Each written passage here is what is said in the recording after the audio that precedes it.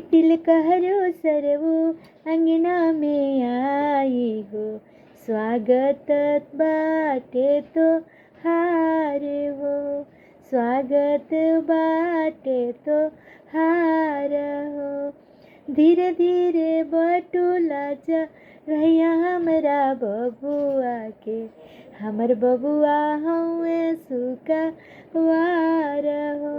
पनवा अइसन रघुवर पातर हउए हो, फुलवा अइसन सुकवार।